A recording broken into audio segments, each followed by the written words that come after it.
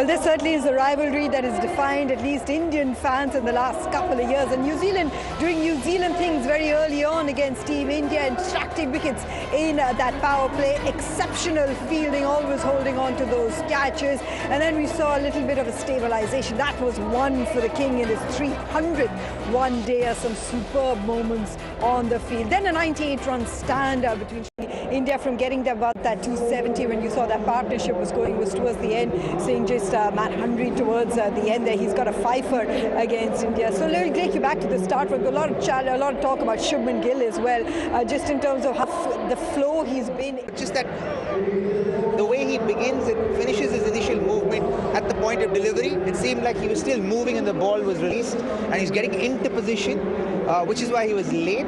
So not much to think about. I think it's just one of those things that happens as batters. The foundational piece of batting is that initial movement and to time that right.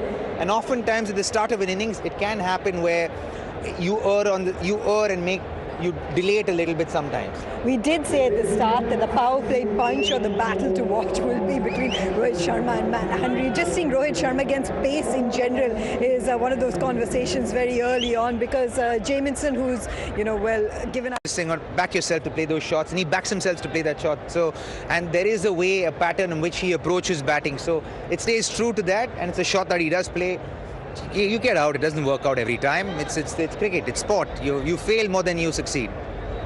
How often have we heard that talking to cricketers? Virat Kohli becomes the 7th Indian today to walk out to play his 300th one-day. What an When he got out to that shot, obviously stunned everyone at the ground, including him. That was a mind-blowing catch, and you don't see that very often, but we've seen that twice from Glenn Phillips in this tournament, and he's been feeling exceptionally well. And from what I understand, he was the only one from the New Zealand side, came here in the evening and did a whole bunch of fielding practice under these lights. As Sunil Gavaskar just joins us as well, Sunny G, just seeing that moment of brilliance from New Zealand. New Zealand, when it comes to their fielding, when it comes to their field placements, there are lessons to be learned from them. They add an edge to their bowling. Sometimes you feel that their bowling's not all that threatening, but it's the fielding, saving runs, taking catches like that lift their bowling up considerably. We saw catches from Kane Williamson as well, one with the right hand. In the build-up today in the pre-show, we did speak about the importance of Shreyas Iyer, especially considering how well he did against them in the World Cup semi-final. So sustaining the pressure, you could read into his innings as well, Robbie. You just look a little bit of the taking on the... Been the one taking the aggressive option out, but then at all points he absorbed the pressure and upped the ante at the right moments to be able to revive India's innings. He did so again, but his game against pace is significantly improved. If you have a look at the areas that he scored in. Then only right-handers batting. The top three were right-handers. Shreyas was a right-hander. That was a very clever move to send a left-hander in. And then they're running between the wickets as well. But what as Robin said, the way both of them absorb the pressure, they realized that the scoring will be slow. It wasn't going to be easy, because then by the time when they were settling in, the field also had spread out. There were more fielders saving the boundaries. So the boundaries, this is a big ground. This is not a great fast outfield like you have in India. So it wasn't going to be... Inside the line of the ball, and a lot of things he's doing right. We speak about him struggling against the short ball, but the fact that he's actually improved on it is not something we throw a lot of light on. Sure, he got out playing the pull shot today, but he also scored a lot of runs with that pull shot throughout this tournament. So I don't think it's an issue anymore. I don't think we should be hyping that whole conversation up also as much. You look at that 98-run partnerships, it's about a communication, because it was a rescue act. Sunny Ji, look at Akshar. To play a little bit more, play a few more shots, the ball away, moving away and hitting the sixes, playing the sweep shot. This is exactly what partnerships are all about. You assess your strengths, you assess the weaknesses of the opposition bowling, and then you say, look, I will take this on. Why? Because you're a left-hander and one is a right-hander. So therefore you do that, and that is exactly the reason why they were able to take it. They're almost a 100-run partnership, but for a fabulous catch dismissing Akshar Patel. Speaking of Akshar, Robbie, communication from a team management, role definition is so important. Now, he's been told, you're flexible, we could send you at any time, and the work that he's done in his batting, the responsibility that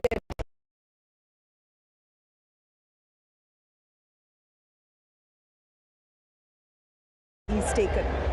Well, I think he's always done well. I think, again, he's also one who's flown under the radar, to be honest. Last year. And this has been happening for the last 3 or 4 years. So it's not like he's not good enough with the bat at this level. He certainly is.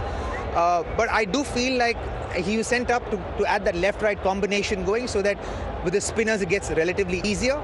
I think he's really up for the job. And he's done this more than on a few occasions for India, even in the last 3 years. One of those questions about Akshar Patel's batting orders is because of the talent you have at your disposal. You did have a KL Rahul to come. You did have a Hardik Pandya who we know can bat higher, but batting a little lower. That 40 odd from him just missed out on a half century. Very crucial to have pushed India towards this 250. Yes, I think so. I think that really stabilized the innings at that stage back in the village. And therefore they had to build the innings. So it meant that they had to be a little bit watchful. But onset, that 98-run partnership is certainly the one that actually gave India the platform to get closer to that 250 score that they've got now. 233 has been what is the average first innings winning score here. Enough on the board, Rob. You said it's been a bit of a competitive total, but especially with the way that Matt Henry bowled those last 2 overs from him, how he pretty much gave nothing away. In that context, how important was this little knock from Hardik? I'm so sorry, Mix. It's so loud here. I can barely hear you. Can you please repeat your question again? I will repeat the question. I said in the context of New Zealand pulling things back towards the end, Matt Henry giving virtually nothing away. In that context, has Hardik's knock been enough to put a total on the board that is more than just a little competitive from that perspective? And your take on his batting and batting a little down the order there? Well, I think they were on course for 265 when KL and Hardik were batting together. But after the loss of KL and then after the loss of Jadeja's wicket, then a big factor. Yeah. So the spinners, there are 4 of them, they will be used in tandem. So I think it is a pretty competitive score. Keeping that in mind, that perspective, I think Hardik's done a good job. He had to farm strike. There were perhaps the time where Glenn Phillips kind of missed a rare half opportunity. He could have taken 2 instead of just standing at the other end. That would have added 2 more runs to the total. But outside of that, I can't fault him for anything that he did in this innings. Well, if there is a team that can sustain a little bit of pressure, that is New Zealand. They've certainly come to the party when it comes to being able to chase down those sort of totals as well. One change that India brought into their bowling lineup with Varun coming in, how does that add to the arsenal, that dimension? I think scoring at 5 runs and over is never going to be easy for any team. Like Robin said, India have now got 4 spinners. So they will be asked to bowl 40 overs unless, of course, the innings, New Zealand innings is wrapped up even earlier by the spinners. There is turn. Rachin Ravindra is getting the ball to turn. Santner got the ball to turn. Bracewell's got the ball to turn. So if the top bowlers, your new ball bowlers in the first 10 overs get you a couple of wickets, then I do believe India will be able to restrict. Well, we'll certainly be looking forward to the chase, but also looking forward to what happens after the Champions Trophy on our network, on Star Sports and the Jio Star Network. The Tata IPL will be coming, and in that we've started a new series, Ed, in the build-up to it. Today is going to be a power play, and that focuses on Virat Kohli and RCB's comeback last season. Here's a teaser of what you can expect at the end of this play. Power play just after. Now New Zealand know what they need to do to get on the board. The most significant thing that when the Indian players was walking off was Mohammad Shami holding his shoulder a little bit. Sunny, we had injury concerns ahead of this match as well. It's good to go. What would you do in this situation, given that semi-finals are just around the corner?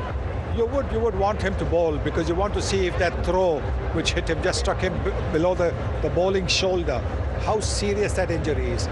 Well, he hit the ball, so clearly I don't think there has been too much of an issue. But still, you want him to bowl at least 4 overs on the trot, maybe 5 overs on the trot, just to get that loose. With any contusion that will be there, a little more action will help the contusion to maybe. When he comes along, but I love the fact that he actually spoke about the other spinners and how their role actually helped him, get his wickets as well. Because the pressure at the other end that the likes of Kuldeep and Akshar and Jadeja created. In Varun now, it's a very attacking mindset that you have from an Indian team perspective. I mean, it leads to Take these inside scoop calls. But by the looks of it, going on performance alone, I think he should play the next game. I don't think there'll be any changes. perhaps it even like, as an afterthought, in hindsight, it probably feels a little bit like a strategic move. The fact that he didn't play the first 3 games, and then he plays the 1 league game before the semi-finals, and then he's introduced in the semis and the finals against the likes of the top teams in this comp. I think that's a strategic move. I'm just going to take a wild guess here and say it's a strategic move. Speaking of strategy, let's discuss Varun's strategy, the areas that he focused on today. You know, he's someone who we've seen rise in prominence because of T20s, because of IPL. When you have a look at his pit match and the areas that he's bowled in today, what are the adjustments that he's made to a longer format? Well, I think he's bowled a lot more length. You know, I think he's bowled success in this format, in fact, across formats in white ball. His bid came into it, and you know, when we first burst onto the scene as a mystery spinner, then you said the mystery has been found out. But you look at his beehive, and just in terms of the variations that he now has worked on to get into his... To bowl another googly after getting hit for 6 against a batter like Glenn Phillips. So I think that was really, really cool. And I think he was on the button, which is why success and 5 wickets come along with that. Very much so in his armory there for Varun Chakravarti as well. A quick word as fact on just the role that Shreyas Iyer has played for us today, as he in fact joins us in the studio. And we almost got a pass and possibly get the momentum towards us. What was the communication between you and Aksar as well, just in terms of if he went after spin, you've targeted pace? That's one aspect of your game that you've really worked on, one type of bowling that you've worked a lot against. Take that momentum and see to it that I could get some runs on my side. I had almost played 30 to 35 odd balls, and my eyes were set at that point of time. So I decided to take the bull by the horns, and thankfully it worked out. Robbie, you've been consistently playing well over the last few, actually a year and a half in my perception. And like my instincts, I keep saying that again and again, and I think that's what has helped me in the last 1.5 years. And also the technique that I've developed. I think we had a vivid chat about it, close chat about it. But yeah, other than that, just to stay in the present as much as possible and not to dwell in those thoughts which has happened in the past. We spend a lot of our shows talking, Shreyas, about you and your footwork against spin. But speaking of spin, what a moment for Varun Chakravarti, a second one-dayer to get a 5-wicket haul.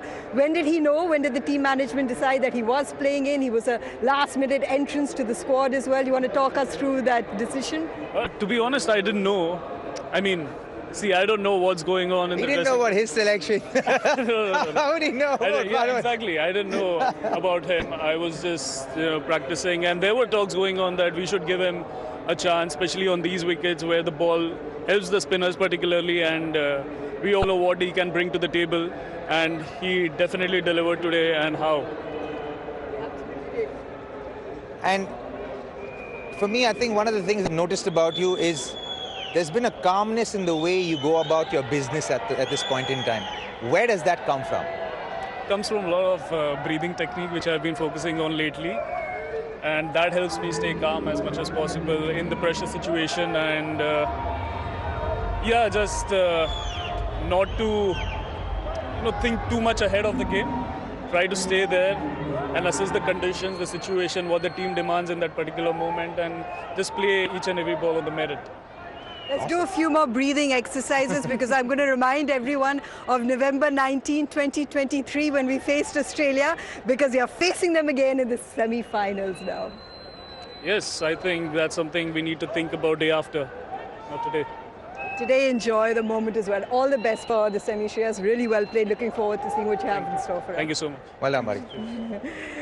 Really exciting to see just the positivity as far as the team is concerned. Why not? Because their intentions are on that trophy. Let's hear from both the captains now. Simon Dool with our presentation. Spell today from Kuldeep.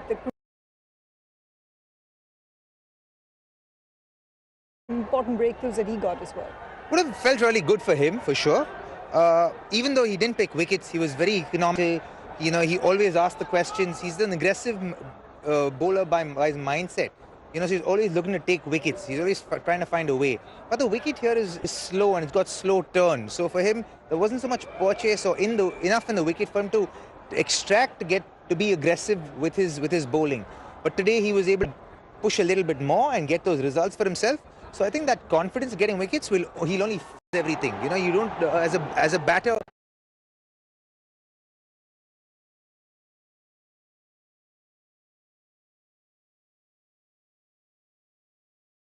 Even if you watch his wrist, you can't really tell from the revolutions of the ball if it's actually a googly, a top spinner, or a leg spinner for that matter. So he's figured out a way to actually do that with the ball. And I think that makes him a really, really important piece to have in semi-finals. Going ahead, having this 4 spinners, or rather the plethora of spinners, makes it a lot easier when you have Akshar Patel not only delivering with his overs, but also delivering with that. Like we've spoken about this. The guy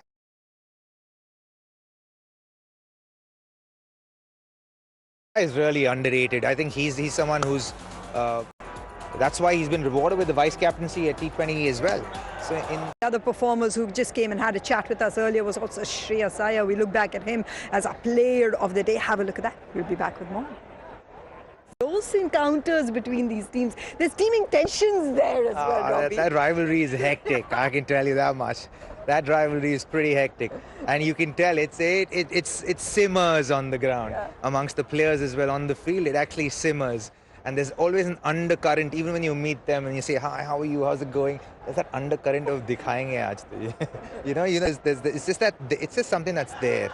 I don't know where it started from, but I think the first game that ever happened in the IPL was between KKR and RCB. So I think perhaps from there, I don't know, but it picked up over the years and only kind of intensified. And Gotti and Chico actually intensified it a little bit. I think over a period of time, it cooled down, but I think it's still up there, and I think it's a great way to start the IPL. It's a strong way to start the season because all of us have those memories. But speaking of rivalries, well defined by India and Australia. Australia with their championship DNA, very much a team to reckon with when it comes to big global tournaments. They certainly are. You can never really write them off despite having a second string side or a third string side. They just find a way to just bring themselves to the back end, the knockouts of any ICC tournament. And yet again, they've done it. And I reckon on this wicket, I was just thinking about it while we were watching the game. And I was thinking, okay, if Australia come here, they know they haven't played here. They do a lot of data research and they do a lot about what works against India. And we saw that in the 2023 World Cup in Ahmedabad. And I think they'll come up with a similar mindset and plan here against the Indian batters. And I think that's going to be the slower balls and the short slower balls. We saw a few of our batters get out to that today. And I think the Indian batters will have to be a little bit more aware of that aspect and how they're going to approach that tactic that Australia is going to use against them. So I think it's going to be the Australian bowlers, obviously, against the Indian batters. But I think that play, making sure we get to a healthy score if we bat first, becomes key. For a bit in the middle, we felt like the wicket there got probably slightly better to bat on. But I think there was still a little bit of turn if you bowled well, if you paced your bowling well. And the bowlers in the end were able to do that and were able to get a lot of success. And we only hope that they can repeat that against Australia on the 4th. This is about big match players, and we will see you on the 4th. We'll see you on Tuesday as well. Robbie, thanks so much for joining us today. Always great to have you. See you on Tuesday. Bye-bye for now.